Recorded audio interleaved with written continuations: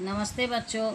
आज मैं आपको हिंदी पाठ्य पुस्तक से 7वां अध्याय जल को मुक्त करो शीर्षक पाठ पढ़ा रही हूँ। यह पाठ जल पर आधारित एक निबंध है। इसमें लेखक ने जल की उपयोगिता का इतना अच्छा चित्रण किया कि आपको पढ़कर आनंद आएगा। लेखक ने कुओं से लेकर हैंड पंप तक के जल के सफ़र को व्यक्त किया है। तो आइए पढ़कर जानते हैं।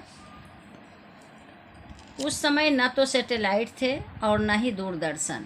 रेडियो रहे होंगे, किंतु मेरे गांव में तो रेडियो भी नहीं था। इसलिए मौसम संबंधी हालचाल जानने के लिए घाघ और भड्डरी के अलावा पुरोहित का पतरा और हड़खू कारंदा का सर्वोदय ज्ञान ही आधार बनता था। पानी कब बरसेगा, कब खुलेगा, ओले किस दिशा में पड़ेंगे, आंधियों का जोर कैसा रहेगा, ऐसे अनेक प्रश्नों के हल गाँव वाले या तो चींटी ले अंडा चले, चिड़ी नहावे धूर, ऐसा बोले भड्डरी, वर्षा हो भरपूर, या तीतर बरनी बादड़ी, विधवा काजड़ रेख, वे बरसें घर करें, कहे भड्डरी देख, या मृगशिरा नक्षत्र या पुरवैया की शीतलता से ही खोज पाते थे। इनके अलावा मौसम की जानकारी का एकमात्र स्रोत मेरी दादी थी।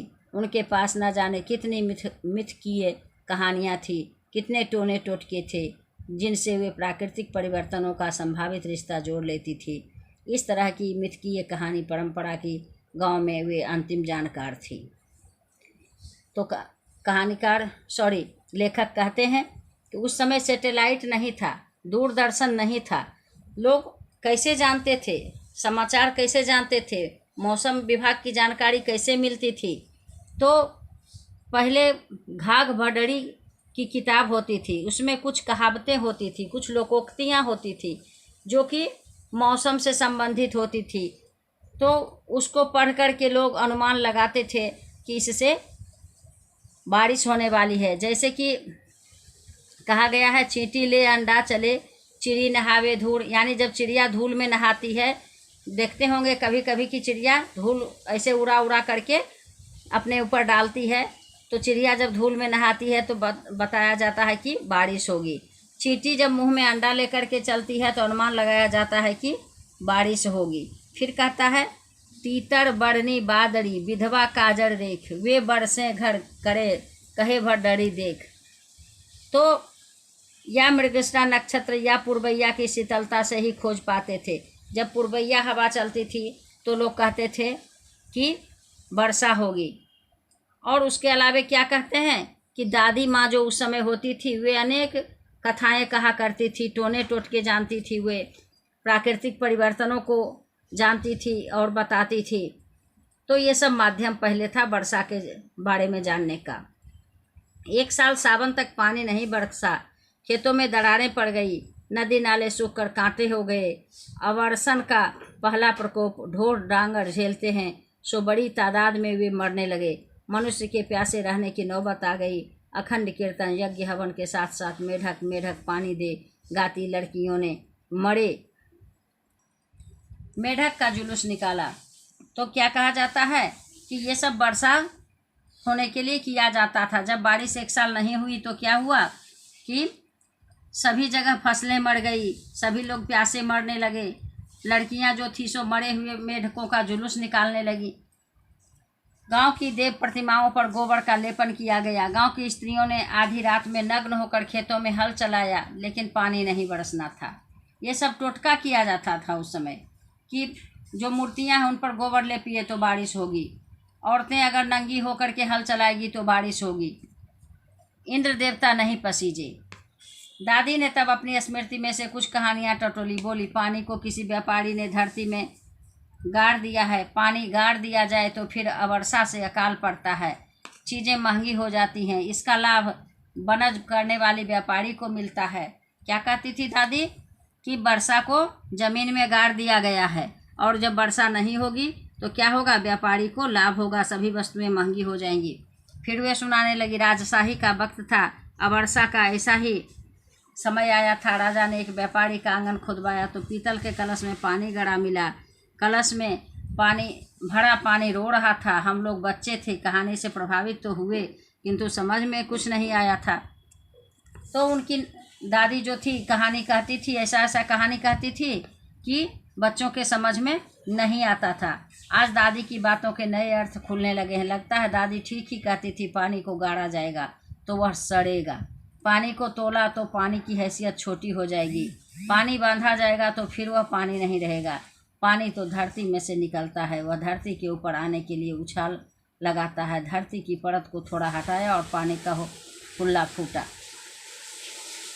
अब यहाँ कहते हैं लेखक कि सही बात है, अगर पानी को रोक दिया जाएगा तो क्या होगा, पानी नहीं बरसेगा, पानी बंध जाएगा। इसलिए पानी को रोकना नहीं चाहिए, पानी को बांधना नहीं चाहिए, उसे छोड़ देना चाहिए। धरती की सस्य श्यामलता का आधार है उसका पानी। पानी गतिशील रहे तो पानी है, पानी को धरती सोखती है तब भी वह गतिशील रहता है। तो क्या कहा जाता है कि पानी गतिशील रहे तो पानी है, यानी पानी जब बहते रहता है तभी वह उसकी स्वाभाविक स्थिति है। पानी को धरती सोखती है तब भी वह गतिशील रहता है, यानी जब पानी को धरती सोख लेती है तभी उसमें गति रहती है। धरती की रस रस में पानी का प्रवाह बनता है। धरती की धमनियों में पानी रक्त बनकर गतिशील होता है। जल संग्रहण हो किंतु वह सड़ न पाए, वह धमनी के भीतर थक्का न बन जाए, इसलिए पानी को मुक्त करो, उसे बांधो मत। जैसे मुद्रा अपने प्रवाह में सार्थक होती है, वैसे ही पानी अपनी चक्र लीला में धरती पर अपनी कविता रचता है। बाष्प बनकर, बादल बनकर, बूंद बनकर, नदी नालों की हंसी बनकर, कुओं तालाब की हिलोरें बनकर, स्प्रिंकलर की फुहार बनकर यह पानी की इंद्रधनुष रचता है अपनी बूंद बूंद में। तो क्या कहा गया है कि पानी को रोकिए नहीं, पानी को मुक्त कर दीजिए, छोड़ दीजिए उसको बहने के लिए। जब वह बहता है तो क्या होता है कि वह फुहार बन करके बरसता है, इंद्रधनुष रचता है और अपनी बूंद बूंद में, यह पानी ही इंद्रधनुष रचता है अपनी बूंद बूंद में, यानी वह अपनी एक एक बूंद से इंद्रधनुष रचता है। रहीम ने जीवन के इसी इंद्रधनुष को पानी के कतरे कतरे में उगते देखा था। वही मोती में आब बनकर उसकी श्री शोभा और मूल्यवानता बढ़ाता है। आदमी में यही तेजस्वी स्वाभिमान, उर्वर पौरुष और करुणा की आर्द्रता बनकर उद्दीप्त होता है। आटे में यही रस बनता है, स्वाद बनता है, रोटी बनकर भूख की आग को बुझाता है। मंगल ग्रह पर वैज्ञानिकों ने बाष्प की एक बूंदनुमा आकृति देखी और उनके चेहरे पर चमक। उसे पानी जीवन की निशानी है, पानी जीवन का पर्याय है, पानी से ही जीवन जागृत होता है। यहाँ पानी के महत्व को बताया जा रहा है। जो रोटी हम खाते हैं वह सरस कैसे बनता है, पानी से बनता है। पानी हमारी प्यास को मिटाती है, पानी हमारे जीवन का पर्याय है, यानी हमारी जिंदगी का दूसरा नाम पानी है। अगर पानी नहीं रहे तो हमारी जिंदगी नहीं रहेगी। उपनिषद का ऋषि कहता है, इस संसार में पहले कुछ नहीं था, कुछ भी नहीं था, पानी ही नहीं पानी था, पानी का पारावार। क्या कहते हैं उपनिषद के ऋषि, क्या कहते हैं कि पहले संसार में कुछ नहीं था, क्या था, तो सिर्फ पानी ही पानी था। उससे ही हिरण्यगर्भ ने जन्म लिया, सृष्टि का विकास हुआ और प्राणियों की श्रृंखला चल पड़ी। कबीर का दार्शनिक भी यह कहता है, जल में कुंभ, कुंभ में जल है, बाहर भीतर पानी, फूटा कुंभ जल जल ही समाना। यह तथ्य कहियो गयानी, जल में ही जीवन की ज्योति जागती है। अतः किसी ग्रह पर एक बूंद नुमा बाष्प का आभास हो जाना ही वहाँ जीवन की आर्द्रता की आश्वस्ति है। कहते हैं किसी भी ग्रह पर अगर एक बूंद भी जल मिल जाए तो समझिए कि वहाँ जीवन की आर्द्रता है, वहाँ कोई न कोई है। बैक्टीरिया का परमाणु प्रमाण, जीव जैसा कुछ भी वहाँ हो सकता है। अपनी लीला रचे हुए जल की एक बाष्प बूंद भी जीवन लीला की विकास संभावनाओं के सपनों को संजोए रहती है। क्या कहते हैं लेखक कि जहाँ कहीं एक बूंद भी जल रहता है वहाँ समझिए कि किसी की जीवन लीला है, वहाँ जीवन लीला का विकास संभव है। तो आशा है आप इस पाठ को समझे होंगे। इसका शेष भाग अगले दिन पढ़ाया जाएगा। आज इतना ही, धन्यवाद।